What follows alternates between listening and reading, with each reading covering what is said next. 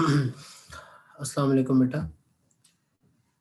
आज जो काम हमने करना है 10.2 के क्वेश्चन कंटिन्यू करने हैं, और जो काम हम कर रहे थे उसी तरह का काम ही है। यानी अब ज़रा देखिएगा, जो बात मैं अब आपसे करने जा रहा हूँ, मैं फ़ौरन काम स्टार्ट कर रहा हूँ, ठीक है। तो यहाँ पर आपके पास एक क्वेश्चन है, और वो क्वेश्चन है क्वेश्चन नंबर 15 में बिल्कुल वही कहानी है जो क्वेश्चन नंबर 9 और 10 में थी कल। क्या आपको एंगल गिवन है, एक रेशो गिवन है, उसके साथ एंगल गिवन है, और आपको उसकी वैल्यू निकालनी है। तो जब भी एंगल गिवन होता है तो वैल्यू भी पता होनी चाहिए, लेकिन सिर्फ स्टैंडर्ड एंगल है जो हमें याद है। लिहाजा इस एंगल को भी लास्ट काम की तरह स्टैंडर्ड बनाना है। अगर ये 90 से बड़ा है तो डिडक्शन लगा के स्टैंडर्ड बनाना, पहले छोटा करना है फिर स्टैंडर्ड बनाना है। तो आइए करते हैं। सेकंड पार्ट करूंगा मैं इसका, इसलिए क्योंकि वहां पे एंगल रेडियन में है, पाए, तो पहले उसको डिग्री में लिखना होगा, फिर उसको कन्वर्ट करना होगा। तो इस वजह से मैं सेकंड पार्ट कर रहा हूँ 15 का। ये है क्वेश्चन 15 का सेकंड पार्ट, एक्सरसाइज 10.2, ठीक है। सॉल्यूशन की हेडिंग, और आप ये देखिए कि आपके पास लिखा क्या हुआ है। हमारे पास लिखा हुआ है साइन 12, बल्कि 11π/12, ठीक है, ये लिखा हुआ है। तो साइन 11π/12 जो आपके पास लिखा है, इसमें सबसे पहले आपको पाई की जगह पाई की वैल्यू पुट कर देनी चाहिए, ताकि आपको पता तो चले एंगल है कितना। तो साइन 11 ऐसे ही रहेगा, पाई का मतलब होता है बेटा 180 डिग्री, ठीक है। और जब ये डिवाइड होगा 12 से, तो करवाइए डिवाइड, बताइए क्या बनेगा। साइन, मेरा ख्याल है कि 12, 180 को 12 से डिवाइड करें तो कितना बचता है, ये बचता है मेरे पास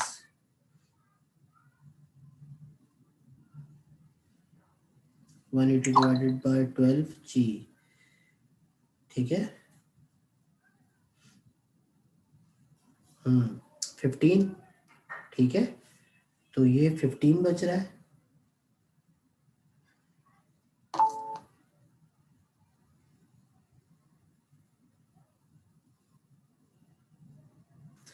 मतलब 13π आ रहा है आपके, अच्छा ठीक है ठीक है ठीक है, नहीं सही, मैंने गलत लिखा है भाई, 13π है, यस यस यस, 13π है।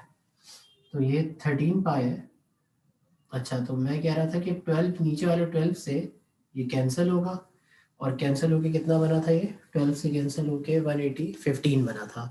और फिर इस 15 को 13 से मल्टीप्लाई करवा दे, मतलब 15 डिग्री बचा ना ये कैंसिल होके, फिर वो जो 15 बचा वो 13 से मल्टीप्लाई हो जाएगा, और जब ये 15 13 से मल्टीप्लाई होगा तो 195 बनेगा, ठीक है। तो इसका मतलब ये हुआ कि हमारे पास कैंसिलेशन हुई, वैल्यू पुट की, और एंगल कितना आया 195 डिग्री। कैसे हुआ ये काम सर, 12 1 जा, 12 15 जा, और फिर 15 13 जा, बना 195। तो वही बात है कि एंगल स्टैंडर्ड नहीं है, सबसे पहले तो 90 से बड़ा है, तो आए से 90 से छोटा बनाते हैं। किस तरह से, 195 का मतलब है 90 डिग्री प्लस 105 डिग्री, और साइन 90 के आंसर में तो आपको पता है कॉस आता है, कॉस 105 डिग्री। अब कॉस 10, अच्छा है तो ये भी अभी 90 से बड़ा, वैसे मैं इसको स्टैंडर्ड बना सकता था, लेकिन 90 से बड़ा है तो डिडक्शन दोबारा, क्या सर 90, और फिर बैलेंस करने के लिए लिखना पड़ेगा 15, क्यों, क्योंकि वो 105 भी तो लाना है। तो cos 90 के आंसर में आता है साइन, और अब आएगा 15 डिग्री, लेकिन एक प्रॉब्लम ये आएगा कि प्लस की वजह से यहां पर आ जाएगा माइनस, ठीक है। तो यहां तक तो कोई परेशानी वाली बात नहीं है, एंगल 90 से छोटा हो गया, चलो ठीक है, एक काम तो हुआ। लेकिन प्रॉब्लम ये है कि अभी भी वही मसला जो शुरू में था, वैल्यू तो अभी भी नहीं लिख सकता मैं। और क्यों नहीं लिख सकता वैल्यू, क्योंकि 15 degree is not an angle जिसके साथ आप फेमिलियर है, या जिसकी वैल्यू आपको याद है। तो फिर क्या किया जाए यहाँ पर इस केस में, तो इस केस में ये किया जाए कि यहाँ पर खुद इस एंगल को स्टैंडर्ड बनाया जाए। कैसे, 15 डिग्री को स्टैंडर्ड बनाने के दो तरीके हैं। पहला, इस एंगल की जगह आप बेशक इसके दो हिस्से बना दें, लेकिन वो दोनों स्टैंडर्ड होने चाहिए। आप कहेंगे एक एंगल को दो बना दें तो मुश्किल हो जाएगा, हाँ मुश्किल तो हो जाएगा, लेकिन इस एक एंगल से बेहतर वो दोनों एंगल होंगे जो स्टैंडर्ड हो। तो एक तरीका ये है कि मैं इसकी जगह लिख सकता हूँ 45 - 30। बताइए 45 - 30 का आंसर क्या आता है, 15। 45 भी स्टैंडर्ड है, 30 भी स्टैंडर्ड है। दूसरा तरीका 60 डिग्री माइनस 45 डिग्री, 60 भी स्टैंडर्ड है, 45 भी स्टैंडर्ड है। और अगर 105 की बात करें तो इस पे भी काम कर सकता था मैं, क्या भला, 60 प्लस 45, इसको भी ब्रेक कर सकता था दो स्टैंडर्ड एंगल में। अगर 75 आए तो 30 प्लस 45 भी कर सकता हूँ। तो इसका मतलब जब कोई ऐसा एंगल है जो डिडक्शन से मजीद स्टैंडर्ड ना बन रहा हो, या डिडक्शन लगने के बावजूद भी स्टैंडर्ड ना बन रहा हो, तो फिर वहां पर आप उसको खुद ब्रेक करते हैं इनटू टू स्टैंडर्ड एंगल्स, यानी दोनों हिस्से स्टैंडर्ड बनाते हैं, या कम से कम एक हिस्सा स्टैंडर्ड और एक हिस्सा वो जो हमें आंसर में चाहिए, वो डिपेंड करता है क्वेश्चन पे। तो इसका मतलब 15 डिग्री पर काम करने का तरीका हमें पता चल गया, और वो तरीका ये है कि 60 माइनस 45 में ब्रेक कर दें या 45 माइनस 30 में ब्रेक कर दें, आपकी मर्जी। मेरा ख्याल है कि 60 30 माइनस 40 45 माइनस 30 में ब्रेक कर देते हैं, तो ये बन जाएगा मेरे पास कितना, 45 डिग्री माइनस 30 डिग्री। और जैसे ही साइन के एंगल में दो टर्म्स आएंगी तो यहाँ अप्लाई हो जाएगा साइन अल्फा माइनस बीटा का formula. Sine alpha minus beta के फॉर्मूले में होता है sine alpha cos beta, cos alpha sine beta, और S for sine S for same, अगर माइनस है तो माइनस आता है। अल्फा की जगह आएगा 45 और बीटा की जगह आएगा, अल्फा की जगह आएगा 45 और बीटा की जगह आएगा कितना, 30। आए वैल्यू पुट करते हैं, देयरफॉर क्या बनेगा यार, एक क्वेश्चन लिख लीजिएगा यहाँ पे, साइन 13 पाई बाय 12, और ये बनेगा मेरे पास, माइनस पहले से था बेटा, ख्याल करना माइनस पहले से था, ये बनेगा साइन 45 इंटू कॉस 30, फिर उसके बाद बीच का minus cos 45 into sine 30, multiply हो रहे थे, मल्टीप्लाई हो रहे हैं, और अब माइनस पहले से बाहर था, ठीक है। साइन 45 का मतलब 1/√2, कॉस 30 का मतलब वही जो साइन 60 होता है, √3/2, कॉस 45 का मतलब 1/√2, और साइन 30 का मतलब 1/2। मल्टीप्लाई करवाइए उसके बाद माइनस करवाइएगा, तो जब मल्टीप्लाई करवाएंगे तो माइनस तो ऐसे ही रहेगा, ऊपर आ जाएगा √3 और नीचे आ जाएगा 2/2, और माइनस 1 और 1 बनेगा और नीचे 2/2। अब इन दोनों को माइनस करवाने के लिए इन दोनों का एलसीएम लिया, एलसीएम आया बेटा 2/2, दोनों में से किसी पर कोई फर्क नहीं पड़ा, क्यों नहीं पड़ा, दोनों के नीचे पहले भी √2 था, 2 और √2 अभी भी। तो आपने देखा कि वो एक एंगल जो स्टैंडर्ड नहीं था उसको आपने फैला दिया, मुश्किल बना दिया, लेकिन कम से कम एंगल दोनों आए, बेशक दो एंगल आए, लेकिन कम से कम दोनों एंगल ऐसे हैं जिनसे आप फेमिलियर हैं, यानी कि स्टैंडर्ड एंगल्स हैं। अब इसके बाद होना क्या चाहिए, अब इसके बाद होना ये चाहिए कि हमारे पास बस यही आंसर है। हाँ, एक काम और हो सकता है, इस माइनस को अप्लाई कर दें, माइनस जब जाएगा तो साइन चेंज करेगा, ये बनेगा -√3 और ये बनेगा +1, और नीचे लिखा हुआ है 2/2। एक काम और हो सकता है, क्या भला, पॉजिटिव टर्म पहले लिखें और नेगेटिव टर्म बाद में लिखें, और नीचे 2/2 ऐसे ही रहने दें। तो यही हमारे इस क्वेश्चन का आंसर है, जो कि पूरी तरह जिस हद तक सिंप्लीफाई हो सकता था हो गया, यानी एंगल स्टैंडर्ड ना होने के बावजूद डिडक्शंस और सम एंड डिफरेंस फॉर्मूलाए की मदद से हमने इस एंगल की या इस रेशो की भी वैल्यू निकाल ली। अब आपका होमवर्क यहाँ पर क्वेश्चन 15 के बाकी दो पार्ट्स हैं, क्वेश्चन नंबर 15 का पहला और तीसरा एक्सरसाइज 10.2 हो जाएगा आराम से, I am sure of that. और अगर मतलब टेंजेंट 375 डिग्री की बात करें तो क्या होगा, डिडक्शन अप्लाई होगी बस, उसके बाद बचना यहाँ पर भी 15 ही है, बचना यहाँ पर भी 15 है, 4 दफा डिडक्शन अप्लाई होगी, देख लीजिएगा आपको पता चल जाएगा खुद ही, ठीक है। तो आराम से काम हो जाएगा, कोई कोई ऐसी टेंशन वाली बात नहीं है। तो अब हम चलते हैं और अगला क्वेश्चन देखते हैं, क्वेश्चन 15 हो गया, क्वेश्चन 15 के बाद क्वेश्चन नंबर 16 है, 16 देखना है, बिल्कुल देखना है। तो आइए देखते हैं, 16 प्रूफ का क्वेश्चन है ये, तो आइए 16 कर लेते हैं और देखते हैं, डिसाइड करते हैं क्या काम होगा। 16 के दोनों पार्ट्स करेंगे, पहले इसका, अच्छा पहला पार्ट भी किया जा सकता है, पहले दूसरा पार्ट भी किया जा सकता है, जैसे मुनासिब। आइए जरा इसका दूसरा पार्ट करते हैं, 16 का सेकंड पार्ट करते हैं, ठीक है। तो क्वेश्चन नंबर 16 का सेकंड पार्ट में स्टार्ट कर रहा हूँ, फिर पहला पार्ट भी करता हूँ। ये है क्वेश्चन नंबर 16 का फर्स्ट पार्ट, एक्सरसाइज कौन सी है, 10.2 प्रूफ की हेडिंग, पहले मैं दूसरा कर रहा हूँ। ठीक है, गिवन इक्वेशन लिखते हैं।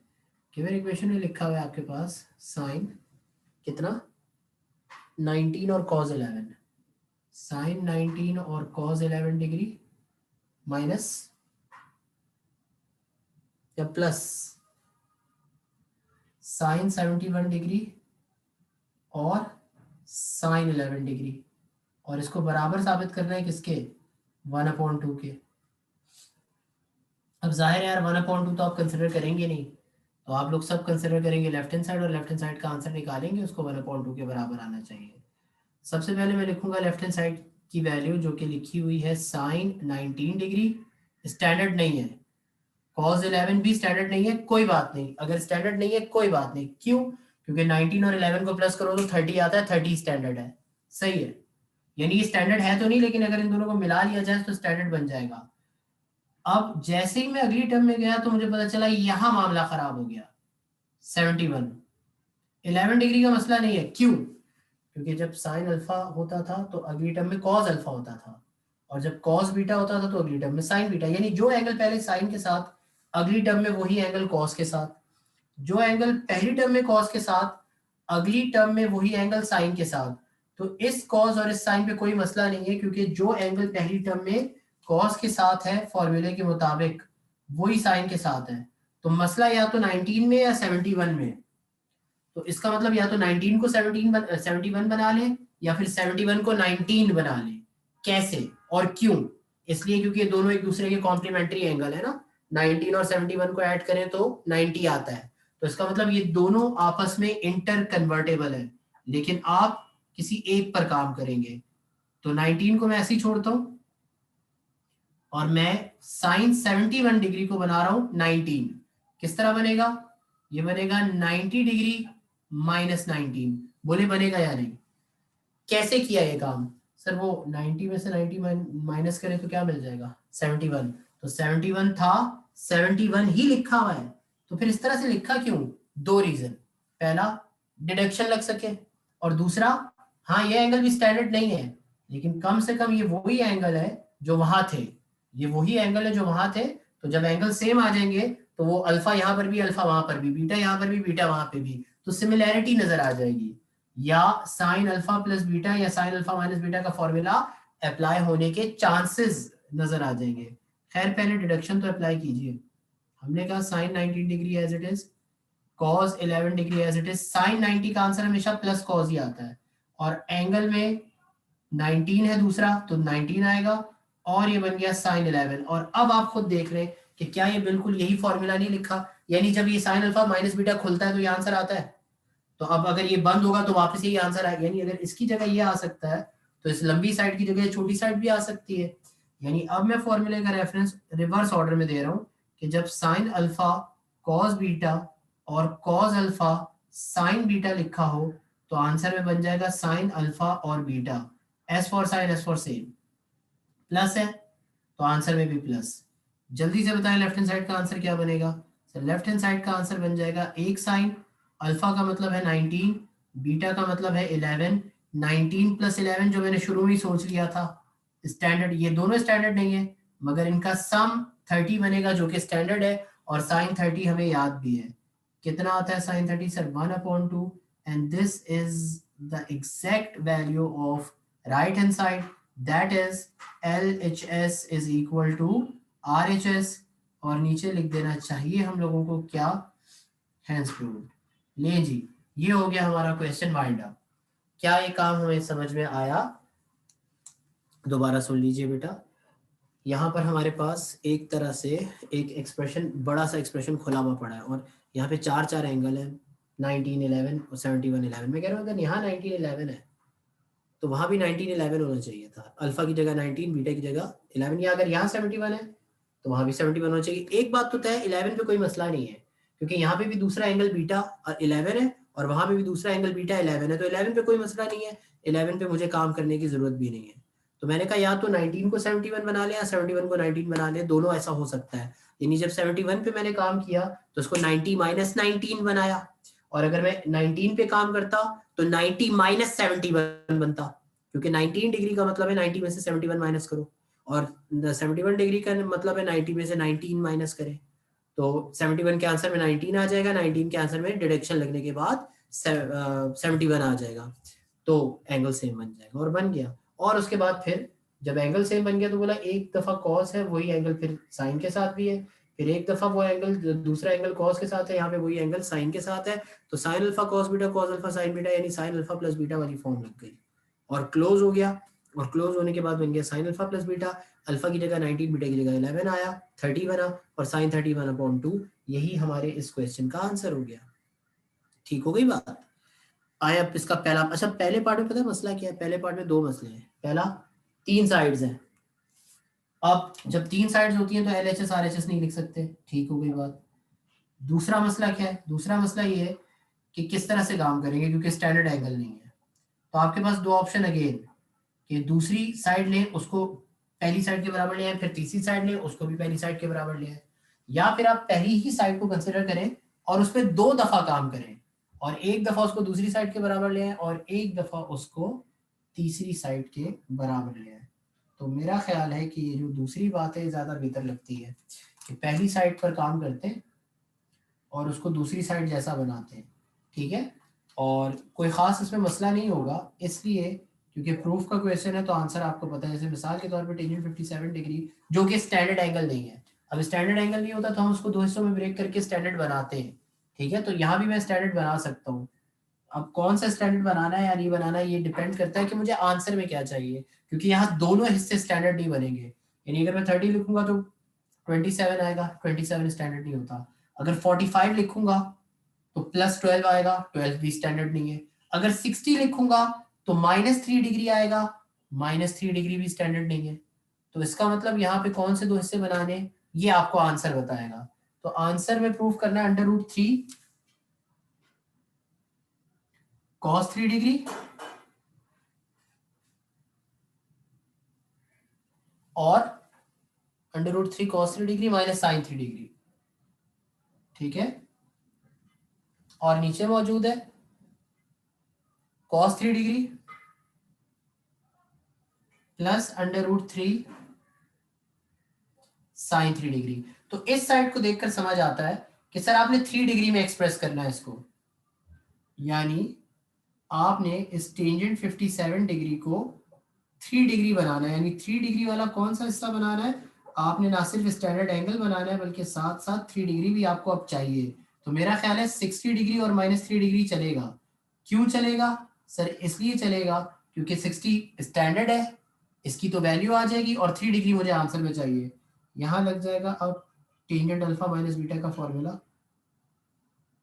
ऊपर टेंजेंट अल्फा टेंजेंट बीटा अलग अलग थे अगर आपको याद हो, नीचे दोनों एक साथ हुआ करते थे।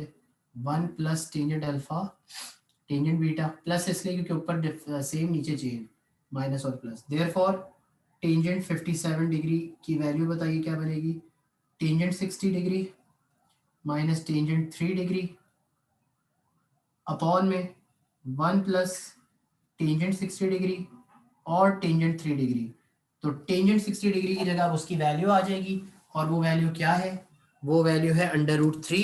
रहा सवाल 3 डिग्री का, तो 3 डिग्री से परेशान मत होइएगा क्योंकि 3 डिग्री इज द एंगल जो आपको आंसर में चाहिए। तो इसलिए कह रहा हूं कि उससे परेशान होने की जरूरत नहीं है। किससे भला, 3 डिग्री से, ठीक है। तो 3 डिग्री से परेशान होने की ऐसी कोई जरूरत नहीं है। चलें फिर काम करते जाते हैं। अच्छा मैं जरा तीसरी साइड भी लिख लूं इसकी।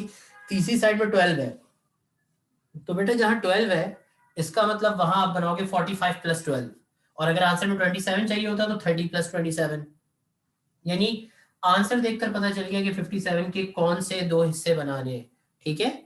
तो sin 12 माइनस cos 12, तीसरी साइड में लिखा हुआ है sin 12 माइनस cos 12, ठीक है। और नीचे लिखा हुआ है cos 12 माइनस sin 12। ओके, गलती, क्या गलती, दोनों माइनस नहीं हो सकते यार, ये दोनों माइनस होते तो माइनस कॉमन निकल के कैंसिल हो जाता। तो बुक में करेक्शन करें, ऊपर आएगा प्लस, ये जो ऊपर माइनस लिखा है माइनस नहीं है, ऊपर वाले माइनस को प्लस बनाए, ये सब अपनी बुक में करेक्शन करेंगे। ये तीसरी साइड में ऊपर प्लस है, ऊपर माइनस नहीं है ऊपर प्लस है, ठीक है। इस चीज को सही कर लीजिए। अच्छा खैर आप ये बताएं कि यहाँ पर क्या काम होगा। टेंजेंट 60 डिग्री लाने की वजह यही थी कि 60 डिग्री की जगह उसकी वैल्यू पुट कर दी जाए, तो आए वैल्यू पुट करवाते हैं, which implies that tangent 57 degree is equal to जी, टेंजेंट 3 डिग्री का मतलब √3 और नीचे 1 प्लस √3। रहा सवाल दूसरे वाले का, टेंजेंट 3 डिग्री का, तो 3 डिग्री जो है ना वो मुझे आंसर में चाहिए मगर साइन और कॉस के साथ, टेंजेंट के साथ नहीं। तो एक काम करते हैं ना, टेंजेंट को बना देते हैं क्योंकि आंसर में चाहिए साइन, तो sine degree 3 degree upon cos 3 degree, और ये √3 के साथ दोनों मल्टीप्लाई हो रहे थे, अभी भी हो रहे हैं, sine 3 degree upon cos 3 degree. और अब ऊपर और नीचे डबल डबल दो दो लाइंस आ रही हैं, तो यानी कि डबल फ्रैक्शन आ रहा है, तो एलसीएम ले लें फिर पलटते हैं उसके बाद। तो मेन फ्रैक्शनल लाइन मैंने पहले बनाई, ऊपर का एलसीएम क्योंकि नीचे सिर्फ cos 3 डिग्री है तो cos 3 डिग्री आया, √3 के साथ cos नहीं था तो इसके साथ cos 3 डिग्री जाके मल्टीप्लाई हुआ, जबकि माइनस साइन 3 डिग्री पे कोई फर्क नहीं पड़ा क्योंकि इसके नीचे पहले भी cos 3 डिग्री था, अभी भी है। डिनोमिनेटर का एलसीएम लिया बेटा, तो वो एलसीएम आया cos 3 डिग्री। और यहाँ पर जो मामलात हैं वो कुछ ऐसे हैं कि इस प्लस √3 और साइन 3 डिग्री पे तो कोई फर्क नहीं पड़ा क्योंकि उसके नीचे पहले से cos 3 डिग्री था, एक ही टर्म है तो मल्टीप्लाई हो रहे हैं, तो ये एक ही टर्म है। हाँ 1 के नीचे cos नहीं था तो 1 के साथ ही cos गया और ये जाके मल्टीप्लाई हो गया, और इस तरह से आपके पास ऊपर भी एक सिंगल फ्रैक्शन आया, नीचे भी एक सिंगल फ्रैक्शन आया, दोनों का डिनोमिनेटर है सेम, तो ऊपर वाले cos 3 डिग्री से नीचे वाला cos 3 डिग्री हुआ चाहता है कैंसिल, और अब आपके पास बचा टेंजेंट 57 डिग्री की वैल्यू में भला क्या, ऊपर √3 इंटू cos 3 डिग्री, ठीक है, और साथ ही साथ minus sine 3 degree. What about the denominator? The denominator has cos 3 degree plus √3 sin 3 degree, and यही आपका पहला आंसर है गेस। अब चाहे तो ब्लॉग्स बना लें, आपकी मर्जी है यार। इसको मैं तो खैर इसको नाम दे रहा हूँ इक्वेशन नंबर 1 का, क्योंकि मुझे यहाँ पे ट्रांजिटिव प्रॉपर्टी लगा के डबल इक्वेशन प्रूफ करनी है, तो इसलिए इक्वेशन 1 बोल दिया।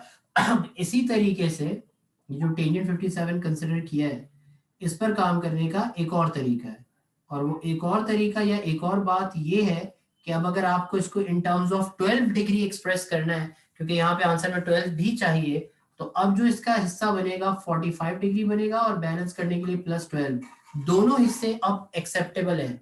नॉर्मल सर्कमस्टेंसेस में नहीं होते क्योंकि 12 की वैल्यू हमें नहीं पता, बट यहाँ पे क्योंकि आंसर इन टर्म्स ऑफ 12 है तो 45 की जगह उसकी वैल्यू पुट कर दूंगा, 12 एक्सेप्टेबल है क्योंकि आंसर में चाहिए। और अब यहाँ पे लगेगा टेंजेंट अल्फा प्लस बीटा का फॉर्मूला, फॉर्मूला सेम है, ऊपर टेंजेंट अल्फा टेंजेंट बीटा अलग अलग, नीचे 1 के साथ टेंजेंट अल्फा टेंजेंट बीटा, ऊपर सेम नीचे चेंज, तो ऊपर प्लस नीचे माइनस, देयरफॉर टेंजेंट 57 डिग्री का आंसर क्या बनेगा sir, tangent 45 degree minus tangent 12 degree, और नीचे बल्कि ऊपर प्लस, ठीक है, और नीचे 1 plus tangent 45 degree into tangent 12 degree. 12 degree वाला टेंजेंट नहीं चाहिए, साइन और कॉस चाहिए, तो आए इसको साइन और कॉस बना देते हैं, बस काम खत्म होने वाला है, कोई मसले वाली बात ही नहीं है। टेंजेंट 45 1 होता है बेटा, टेंजेंट 12 का मतलब है साइन 12 अपॉन कॉस 12, नीचे 1 माइनस टेंजेंट 45 का मतलब 1, और इसका मतलब साइन 12 अपॉन कॉस 12, ऊपर और नीचे प्लस माइनस लगा तो एलसीएम ले लीजिए, क्या एलसीएम आएगा, डबल फ्रैक्शन है ना इसलिए कह रहा हूँ, तो कैंसिल मत कीजिएगा जब तक मतलब ऊपर और नीचे सिंगल फ्रैक्शन ना आए। तो मेन फ्रैक्शन लाइन पहले बनाई, ऊपर का एलसीएम आया cos 12 डिग्री, इस प्लस साइन 12 डिग्री पे कोई फर्क नहीं पड़ा, हाँ इस 1 के साथ नहीं था तो इस 1 के साथ cos 12 जाके मल्टीप्लाई हुआ, और नीचे का एलसीएम भी आया cos 12, इस -1 और साइन 12 पे कोई फर्क नहीं पड़ा क्योंकि एक ही टर्म है, हाँ इस वाले 1 के साथ cos 12 जाके मल्टीप्लाई हुआ, तो देख सकते हैं ऊपर प्लस है नीचे माइनस है। अच्छा, और अब दोनों का डिनोमिनेटर सेम है तो पलटने की जरूरत नहीं है, ऊपर वाले cos 12 से नीचे वाला cos 12 फुल फ्लैश कैंसिल हो गया, और यहाँ पर आपके पास टेंजेंट 57 का फाइनली आंसर आ रहा है कितना, टेंजेंट 57 डिग्री का आंसर ऊपर, अच्छा आंसर में साइन पहले, तो आप भी साइन पहले लिख दें। चलिए sine 12 degree plus cos 12 degree, दोनों प्लस है, फर्क नहीं पड़ता आगे पीछे करने से, और नीचे कॉस पहले ही है, cos 12 degree minus sine 12 degree. तो वो करेक्शन आपने देखी प्लस वाली जो मैंने करवाई थी, और इसको नाम दे दीजिए आप इक्वेशन नंबर 2 का। और अब इक्वेशन 1 और 2 को कंपेयर करें, क्या दोनों की एक एक साइड सेम है या नहीं, और अगर इन दोनों इक्वेशन की एक एक साइड बराबर है तो बाकी दोनों साइड भी बराबर, इनफैक्ट तीनों साइड्स बराबर।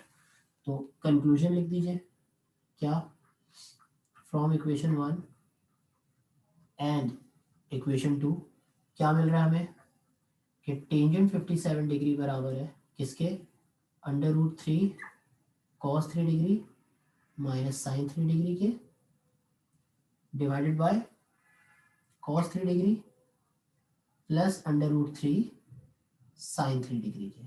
ठीक है, और ये इसके भी बराबर है जो अभी भी निकाला, क्या sine 12 degree plus cos 12 degree और नीचे cos 12 degree minus sine 12 degree. ठीक है, ये वो इक्वेशन है जो प्रूफ करनी है आपने, करनी थी। तो इस पे ब्लॉक्स बनाइए और नीचे लिख दे हेंस प्रूव्ड।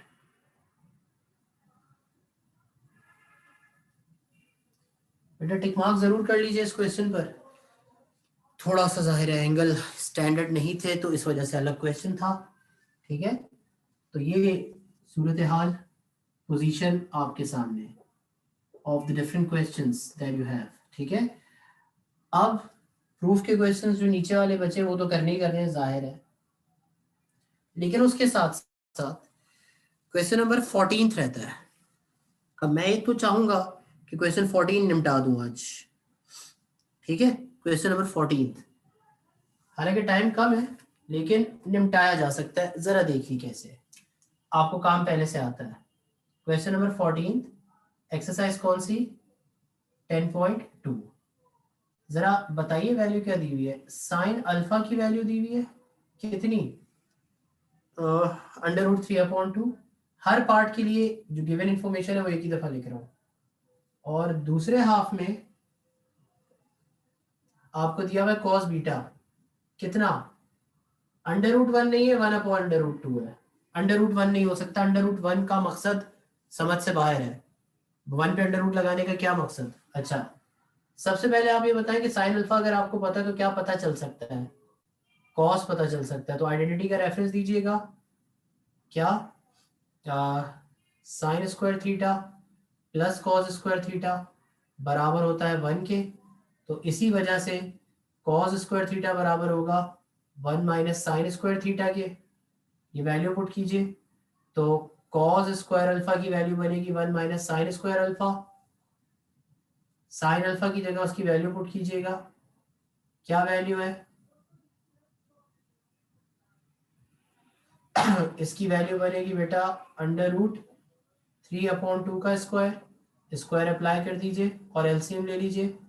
मेरा ख्याल है कि 1 माइनस 3/4 बचेगा, जब एलसीएम लूंगा तो एलसीएम आएगा 4, और ये बनेगा 4 माइनस 3/4, 1 के नीचे 4 नहीं था, 4 मल्टीप्लाई हुआ, और इस तरह से कॉस स्क्वायर अल्फा का आंसर आया 1/4। मगर कॉस स्क्वायर नहीं, सिर्फ कॉस चाहिए, तो कॉस का स्क्वायर हटाने के लिए आपको पता है ना क्या करना पड़ता है, taking square root of both sides, square से square root cancel, cos alpha का आंसर आया प्लस माइनस 1 का स्क्वायर रूट 1, 4 का स्क्वायर रूट 2, लेकिन प्लस और माइनस आ गया, तो प्लस और माइनस का हल दिया हुआ है यहाँ पे, क्या हल दिया हुआ है, since rho alpha is in the कौन सा क्वाड्रेंट, फर्स्ट क्वाड्रेंट, और फर्स्ट क्वाड्रेंट में सारे पॉजिटिव होते हैं ना, तो कॉस अल्फा भी कैसा होगा, पॉजिटिव। लो बेटा साइन अल्फा से कॉस अल्फा पता चल गया, और ठीक इसी तरह कॉस बीटा से पता चल जाएगा क्या, साइन बीटा, क्या वैल्यू आएगी 1/√2। ये आपने खुद करना है, आप कर सकते हैं, आपने पहले किया हुआ है। और जब अल्फा के ये दोनों रेशो पता चल गए तो जरा जल्दी से टेंजेंट अल्फा भी तो निकाल लें। टेंजेंट अल्फा होगा sine alpha divided by cos alpha, सही है, sine alpha divided by cos alpha, और जल्दी से वैल्यू पुट करते हैं टेंजेंट अल्फा की। साइन अल्फा की वैल्यू क्या थी, √3/2, कॉस अल्फा की वैल्यू 1/2, तो बेटा यहाँ से आपको निकल मिल गया टेंजेंट अल्फा जो कि √3 आ रहा है, 2 से 2 कैंसिल। लो बेटा अल्फा के तीनों एंगल मिल गए, और यहाँ पे निकाल लेना फिर टेंजेंट बीटा भी, और टेंजेंट बीटा बेटा 1 आएगा, तो अल्फा के भी तीनों और बीटा के भी तीनों। ये बीटा वाला काम आपने खुद करना है क्योंकि ये काम आप लोग पहले कर चुके हैं, ठीक है। अब मैं ये काम क्यों करवा रहा हूँ, ताकि हर पार्ट के लिए बार बार ये चीजें ना मालूम करनी पड़े। मिसाल के तौर पे अगर मुझे इसका छठा पार्ट करना है और मुझसे कोई कह रहा है टेंजेंट अल्फा माइनस बीटा मालूम करो छठे पार्ट में, तो मैं कैसे करूंगा? छठे पार्ट में अगर मुझसे कहा जा रहा है टेंजेंट अल्फा माइनस बीटा मालूम करने के लिए, तो जाहिर है कि मैं यूज करूंगा टेंजेंट अल्फा माइनस बीटा का फॉर्मूला। ऊपर टेंजेंट अल्फा और टेंजेंट बीटा अलग अलग होता है, यानी टेंजेंट अल्फा अलग और टेंजेंट बीटा अलग, और नीचे 1 tangent alpha into tangent beta अलग। अच्छा, ऊपर से नीचे चेंज, वैल्यू पुट करते हैं। देखा आपने टेंजेंट अल्फा माइनस बीटा के लिए टेंजेंट अल्फा टेंजेंट बीटा चाहिए, इसीलिए तो पहले निकाल लिया। टेंजेंट अल्फा का मतलब √3, टेंजेंट बीटा का मतलब है 1, नीचे 1, टेंजेंट अल्फा का मतलब √3, टेंजेंट बीटा का मतलब 1। चलिए बस सिंप्लीफाई हो गया, आंसर आ गया। तो यहाँ पर टेंजेंट अल्फा माइनस बीटा का आंसर √3 -1, और नीचे √3 और 1 बना √3 और +1। यही हमारे पास टेंजेंट अल्फा माइनस बीटा का आंसर। ठीक है बेटा, तो ये क्वेश्चन यहाँ पर हुआ कंप्लीट। और इसके साथ जो अगला काम हम लोगों को करना है, जो आखिरी काम है, वो क्या है? होमवर्क। क्या होमवर्क? क्वेश्चन 14 के बाकी सारे पार्ट्स।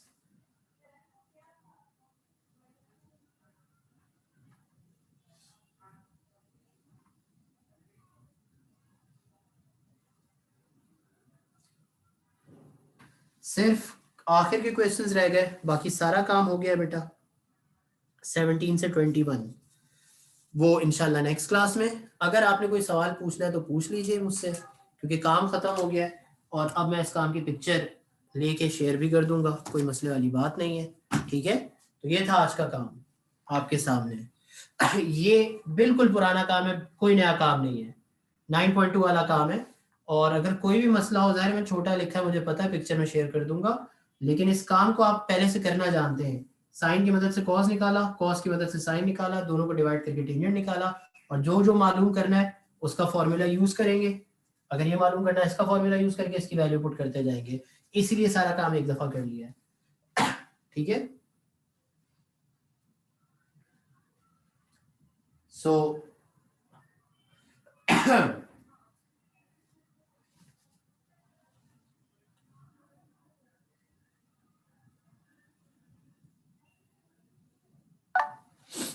कोई सवाल, कोई बात बेटा, कोई मसला है अगर तो मैसेज कर दीजिए, पूछ लीजिए मुझसे।